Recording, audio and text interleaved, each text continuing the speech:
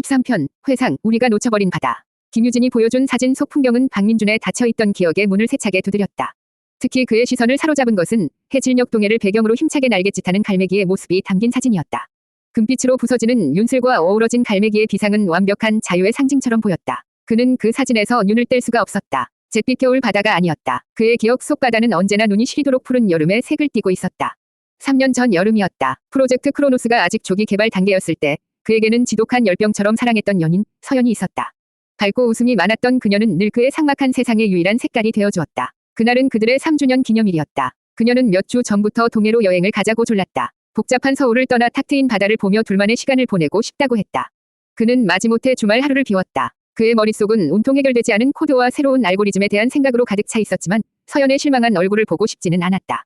그들이 도착한 바다는 눈부시게 아름다웠다. 투명한 햇살이 쏟아져 내렸고 파도는 하얀 포마를 그리며 모래사장을 간지렸다. 서연은 아이처럼 기뻐하며 그의 손을 잡고 바닷가로 달려갔다. 그녀는 신발을 벗어 던지고 맨발로 파도와 장난을 쳤다. 까르르 터져 나오는 그녀의 웃음소리가 갈매기 소리와 어우러져 청량하게 울려 퍼졌다. 하지만 민주는 온전히 그 순간을 즐길 수가 없었다. 그의 손에는 휴대폰이 들려 있었고 그의 눈은 시시각각 울리는 업무 메시지와 메일에서 벗어나지 못했다.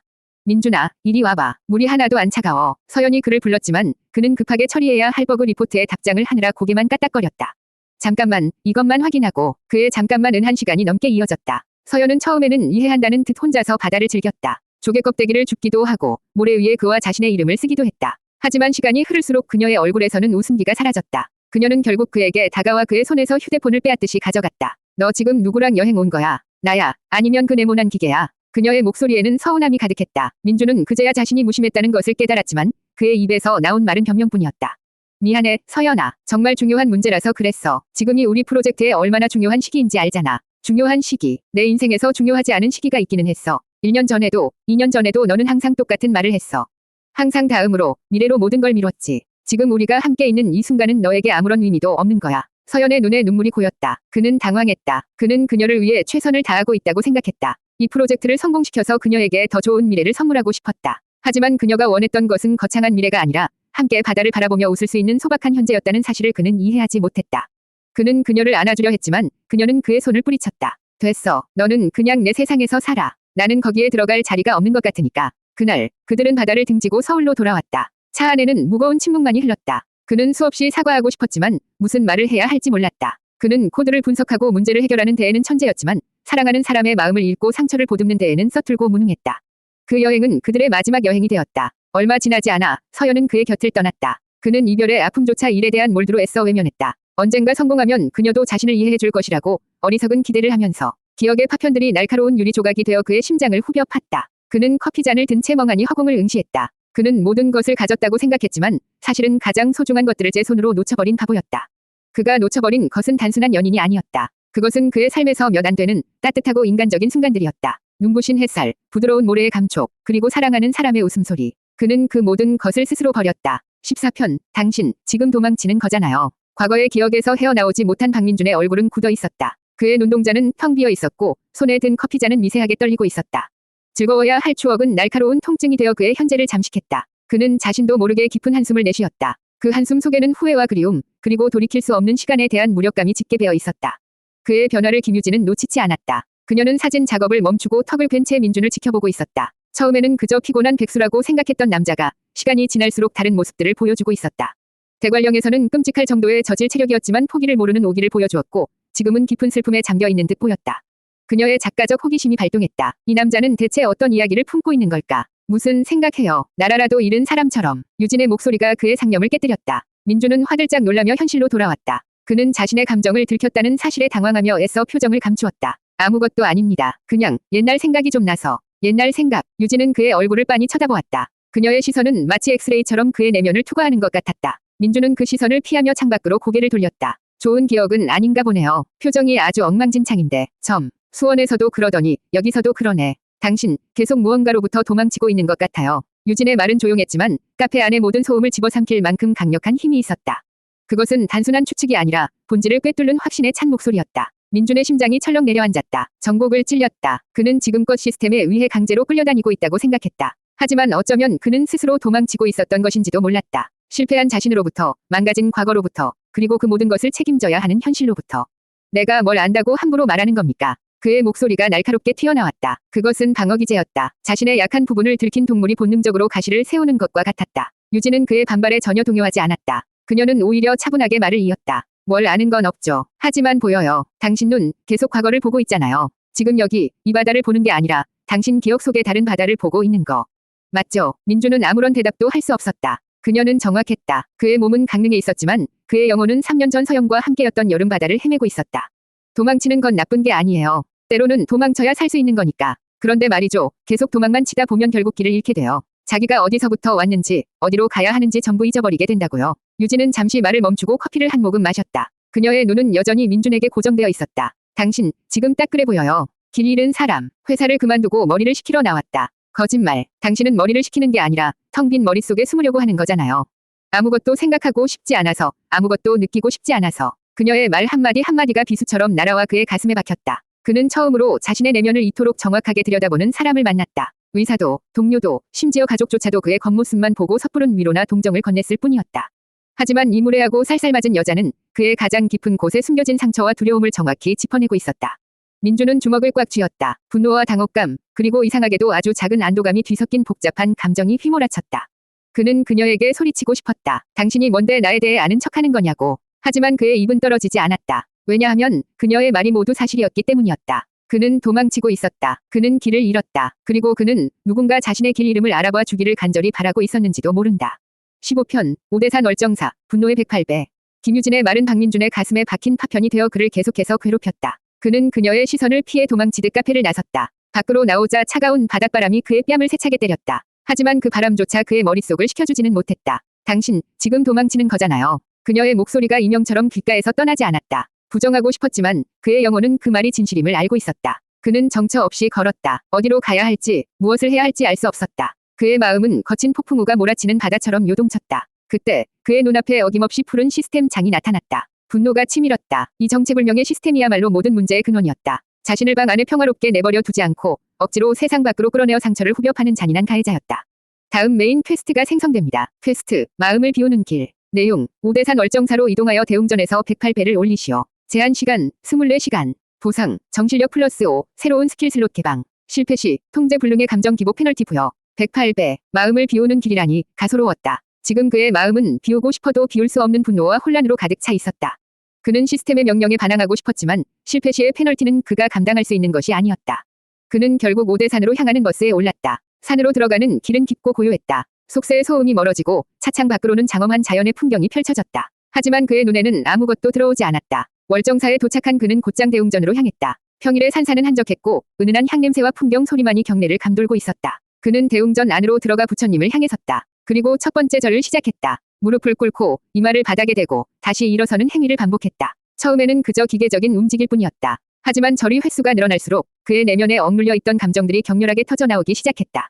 10번째 절, 그의 머릿속에 시스템에 대한 분노가 떠올랐다. 멋대로 내 삶에 끼어들어 나를 장난감처럼 조종하는 너는 대체 누구인가? 그의 이마가 바닥에 쿵 하고 부딪혔다. 20번째 절, 김유진의 얼굴이 떠올랐다. 당신이 뭔데 나를 멋대로 판단하고 동정하는가? 당신의 그 잘난 시선이 얼마나 오만한지 알고 있는가? 그는 이를 악물었다. 30번째 절, 회사를 그만두던 날의 기억이 떠올랐다. 그의 노력을 비웃고 그의 실패를 조롱하던 동료들의 얼굴. 자신을 배신하고 프로젝트를 가로챈 상사의 비열한 미소. 그는 주먹을 꽉 쥐었다. 50번째 절, 서연의 마지막 모습이 떠올랐다. 실망과 체념으로 가득 찼던 그녀의 눈빛. 그녀를 잡지 못했던 자신의 어리석음과 비겁함에 대한 자기 혐오가 온몸을 휘감았다. 절은 계속되었다. 하나, 또 하나. 그의 움직임은 점점 더 격렬해졌다. 그것은 더 이상 불심을 담은 경건한 행위가 아니었다. 세상의 모든 부조리와 자신의 무력함을 향한 분노의 몸짓이었다. 그의 이마는 붉게 부어올랐고 무릎에서는 통증이 느껴졌다. 온몸이 땀으로 흠뻑 젖었고 숨은 턱 끝까지 차올랐다. 하지만 그는 멈추지 않았다. 육체적인 고통이 극에 달하자 역설적으로 그의 머리, 속은 점점 더 맑아졌다. 70번째 절, 분노가 조금씩 옅어지기 시작했다. 80번째 절, 분노가 있던 자리에 깊은 슬픔이 차올랐다.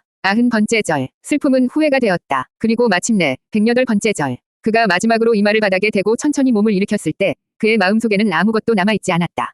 분노도, 슬픔도, 후회도, 격렬한 폭풍우가 지나간 뒤의 고요함처럼 텅 빈 평온함만이 그를 감싸고 있었다. 그는 완전히 탈진했다. 하지만 이것은 방 안에서 느끼던 무기력한 공허함과는 달랐다. 모든 것을 쏟아내고 난 뒤의 깨끗한 비움이었다. 그는 한참 동안 그 자리에 서서 가쁜 숨을 몰아쉬었다. 대웅전의 부처님은 여전히 온화한 미소로 아무 말 없이 그를 내려다보고 있었다. 16편, 나의 길, 너의 길. 108배를 마친 박민주는 휘청거리는 걸음으로 대웅전을 나섰다. 다리가 후들거려 제대로 서 있기조차 힘들었다. 그는 경내의 벤치에 주저앉아 멍하니 하늘을 보았다. 퀘스트 완료 메시지가 떠올랐지만 그는 신경 쓸 겨를이 없었다. 지금 그에게는 아무것도 생각할 힘이 남아있지 않았다. 그때 그의 옆으로 누군가 다가와 섰다. 김유진이었다. 그녀는 민준이 카페를 뛰쳐나간 뒤 계속해서 마음이 쓰였다. 자신의 말이 너무 심했던 것은 아닐까. 저렇게 위태로운 사람을 그냥 내버려 둬도 괜찮은 걸까. 그녀는 결국 그를 따라 나섰고 월정사까지 오게 된 것이었다. 그녀는 대웅전 안에서 그가 절을 하는 모습을 처음부터 끝까지 지켜보았다. 그의 분노와 고통이 담긴 몸짓을 보며 그녀는 자신의 예상이 틀리지 않았음을 확신했다. 그리고 동시에 미안함과 연민을 느꼈다. 괜찮아요. 유진이 조심스럽게 물었다. 민주는 천천히 고개를 돌려 그녀를 보았다. 그의 눈은 텅 비어 있었지만 이전의 무기력한 공허함과는 다른 어딘가 단단한 심지가 느껴지는 눈빛이었다.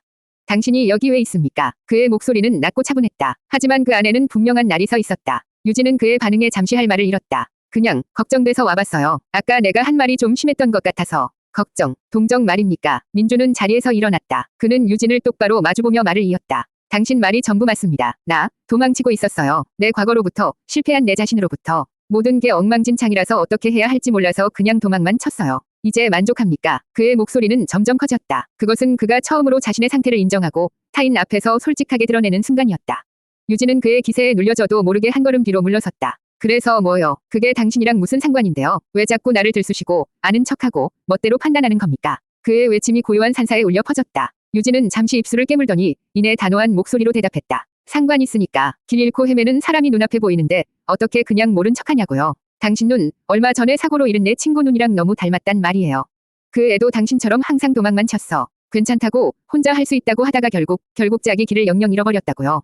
유진의 목소리가 끝내 떨려 나왔다. 그녀의 눈가에 물기가 어렸다. 그녀 역시 자신의 상처를 안고 길을 걷고 있는 여행자였다. 민준의 모습에서 먼저 떠나보낸 친구의 그림자를 보았고 그래서 더 그를 외면할 수 없었던 것이다.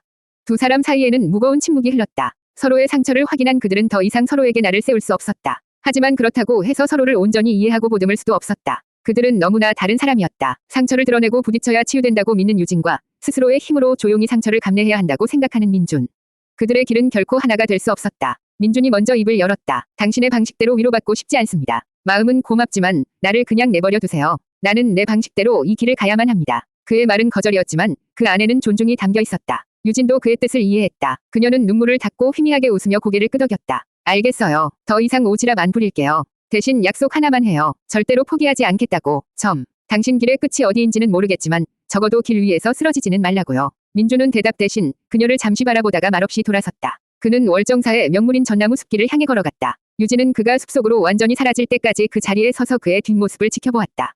하늘 높이 뻗은 수천 그루의 전나무가 만들어내는 깊고 고요한 숲. 이제 민주는 그 길을 온전히 혼자서 걸어가야만 했다. 그것은 그가 선택한 첫 번째 이별이자 진정한 의미의 첫 번째 홀로서기였다. 17편 폭우 속의 서랍 텅 빈 대피소의 동행. 김유진과 헤어진 후 박민주는 며칠 동안 정처 없이 강원도 일대를 떠돌았다. 혼자가 된 그는 해방감과 동시에 깊은 고독감을 느꼈다. 그의 여정에는 더 이상 잔소리를 하거나 정곡을 찌르는 동행이 없었다. 하지만 동시에 그의 서툰 걸음을 걱정스럽게 지켜봐 주던 시선도 사라졌다. 그는 시스템이 주는 퀘스트를 묵묵히 수행하며 하루하루를 버텨냈다. 작은 마을의 오일장을 구경하고 낯선 해변에 앉아 파도 소리를 듣기도 했다. 하지만 그의 마음은 여전히 안개 속을 헤매는 것처럼 답답했다. 그러던 어느 날 그에게 새로운 메인 퀘스트가 주어졌다. 설악산 흔들바위까지 등반하시오. 대관령의 악몽이 떠올랐지만 이제 그에게 선택권은 없었다. 그는 등산화 끈을 고쳐 메고 설악산으로 향했다. 하늘은 잔뜩 찌푸려 있었지만 비는 오지 않았다. 그는 산행을 시작하며 이번에는 온전히 자신의 힘으로 한계를 넘어보겠다고 다짐했다. 월정사에서 얻은 기초 체력 능력치 덕분인지 초반의 산행은 대관령 때보다 훨씬 수월했다. 그는 일정한 속도를 유지하며 꾸준히 위를 향해 나아갔다. 숲은 깊고 고요했고 가끔씩 들려오는 다람쥐 소리가 그의 유일한 길동무였다. 그는 점차 등산이라는 행위 자체에 집중하기 시작했다. 발밑의 돌멩이를 피하고 숨을 고르고 눈앞의 오르막을 정복하는 단순한 과정의 반복. 그것은 복잡한 생각으로 가득 찬 그의 머릿속을 비워주는 효과가 있었다. 하지만 산의 날씨는 변덕스러웠다. 그가 중턱쯤 올랐을 때 갑자기 하늘이 어두워지더니 굵은 빗방울이 후두둑 떨어지기 시작했다. 순식간에 빗줄기는 장대비로 변했다. 숲은 비명을 지르는 듯한 빗소리와 바람 소리로 가득 찼고 등산로는 흙탕물이 흐르는 계곡으로 변해버렸다. 그의 옷은 순식간에 흠뻑 젖었고 차가운 빗물이 체온을 빠르게 빼앗아갔다. 그는 당황했다. 이대로 비를 맞으며 계속 올라가는 것은 무모한 짓이었다. 하지만 내려가는 길은 더욱 위험해 보였다. 그는 불안한 눈으로 주위를 둘러보았다. 그때 그의 시야에 등산로에서 살짝 벗어난 곳에 있는 작은 건물이 들어왔다.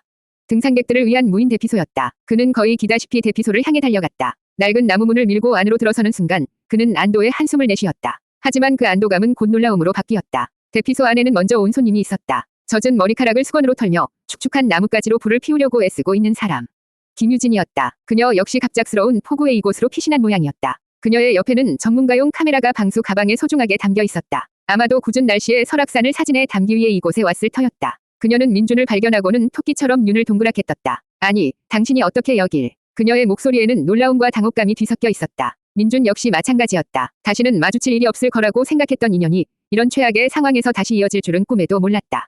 월정사에서의 어색하고 날카로웠던 마지막 대화가 떠올랐지만 지금은 그런 것을 따질 때가 아니었다. 덜덜 떨리는 턱과 파랗게 질린 입술. 생존이라는 본능적인 문제가 모든 감정적인 문제에 우선했다. 불 피우는 겁니까? 민준이 떨리는 목소리로 물었다. 유진은 짜증 섞인 목소리로 대답했다. 보면 몰라요. 이대로 있다가는 둘 다 얼어 죽겠으니까 그렇죠. 그런데 나무가 다 젖어서 불이 안 붙잖아요. 그녀는 연신 라이터를 켜댔지만 축축한 나뭇가지에서는 희미한 연기만 피어오를 뿐이었다. 민준은 대피소 내부를 둘러보았다. 관찰 스킬이 발동하며 그의 눈에 대피소 구석에 버려진 낡은 비닐과 문틈으로 새어들어오는 바람이 보였다. 그는 번뜩이는 아이디어를 떠올렸다. 제가 한번 해보겠습니다. 그는 유진에게서 라이터를 건네받았다. 그리고 밖으로 나가 비에 젖지 않은 마른 소리풀 한 움큼 긁어모았다. 그는 대피소 안으로 돌아와 돌로 작은 화덕을 만들고 그 안에 소리풀 넣었다.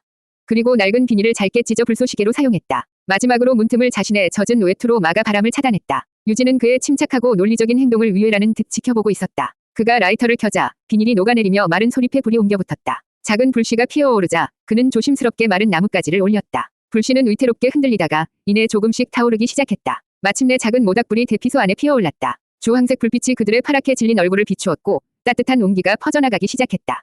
두 사람은 아무 말 없이 불 옆에 나란히 앉아 몸을 녹였다. 창밖에서는 여전히 거센 비바람이 몰아치고 있었다. 그들은 더 이상 다투거나 서로를 경계하지 않았다. 이 작은 대피소 안에서 거대한 자연의 위협 앞에 선 그들은 그저 서로의 온기가 필요한 연약한 두 인간일 뿐이었다. 18편 모닥불 앞의 진심, 그녀의 이야기. 모닥불이 타닥타닥 소리를 내며 어두운 대피소 안을 밝혔다. 불꽃이 흔들릴 때마다 두 사람의 그림자가 벽 위에서 춤을 추었다. 밖에서는 여전히 폭풍우가 맹렬한 기세로 울부짖고 있었다. 얼마나 시간이 흘렀을까. 젖었던 옷이 마르고 추위에 떨던 몸이 온기를 되찾자 얼어붙었던 마음에도 조금씩 온기가 돌기 시작했다. 길고 무거운 침묵을 먼저 깬 것은 민준이었다. 당신의 친구는 어떤 사람이었습니까? 그는 모닥불을 보며 조심스럽게 물었다. 월정사에서 들었던 그녀의 상처에 대한 질문이었다. 유진은 잠시 말이 없었다. 그녀는 불꽃을 향해 가느다란 나뭇가지를 내밀어 톡톡 건드렸다. 불똥이 사방으로 튀었다. 그녀는 마치 아주 오래전 이야기를 꺼내놓듯 차분하고 낮은 목소리로 입을 열었다. 내 친구 이름은 지수였어요. 아주 재능 있는 글쟁이였죠. 17살 때부터 상이란 상은 다 휩쓸고 다녔어요. 20살에는 첫 소설책을 냈는데 평단에서는 괴물 신인이 나타났다고 난리도 아니었죠. 그녀의 목소리에는 자랑스러움과 그리움이 섞여 있었다. 그런데 딱 거기까지였어요. 너무 어린 나이에 너무 큰 기대를 받아서 그랬는지 지수는 두 번째 책을 쓰지 못했어요.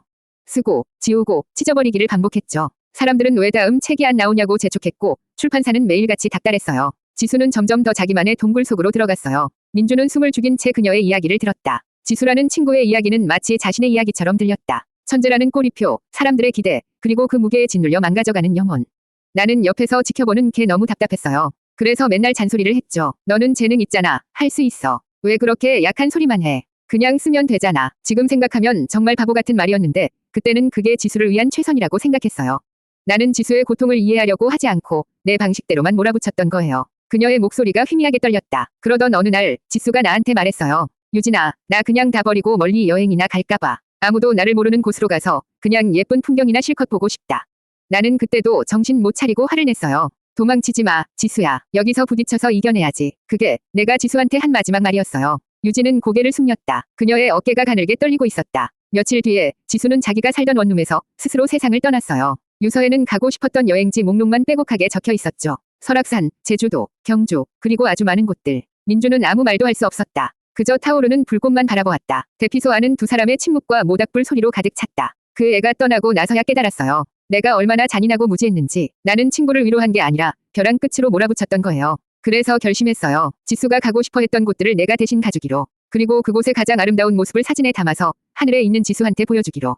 이게 내가 여행하는 이유예요. 이건 나만의 속죄이자 내 친구를 향한 뒤늦은 사과예요. 그녀는 마침내 고개를 들어 민준을 보았다. 그녀의 눈에는 눈물이 가득했지만 표정은 놀라울 정도로 담담했다. 당신을 처음 봤을 때 지수 생각이 났어요. 모든 걸 포기한 듯한 그 눈빛이 너무 똑같아서. 그래서 나도 모르게 오지랖을 부렸나 봐요. 다시는 내 친구 같은 사람을 만들고 싶지 않아서. 미안해요. 함부로 당신 상처를 건드려서. 그녀의 진심 어린 고백 앞에 민준의 마음을 둘러싸고 있던 단단한 벽이 무너져 내렸다. 그는 그녀의 무례함과 오지랖 속에 숨겨진 깊은 상처와 죄책감을 비로소 이해할 수 있었다. 그는 그녀에게서 자신을 보았고 그녀는 그에게서 친구를 보았다. 그들은 서로의 상처를 비추는 거울과 같았다. 민주는 아주 오랜만에 누군가를 진심으로 위로하고 싶다는 생각을 했다. 그는 서툰 손길로 그녀의 어깨를 가볍게 감싸 안았다. 그리고 낮은 목소리로 말했다. 당신 잘못이 아닙니다. 그 말 한마디에 유진은 참았던 눈물을 터뜨렸다. 대피소 안에서 두 명이 길 잃은 여행자는 서로의 상처에 기대어 한참 동안 함께 울었다. 밖에서는 거짓말처럼 비가 그치고 구름 사이로 희미한 달빛이 새어 나오고 있었다.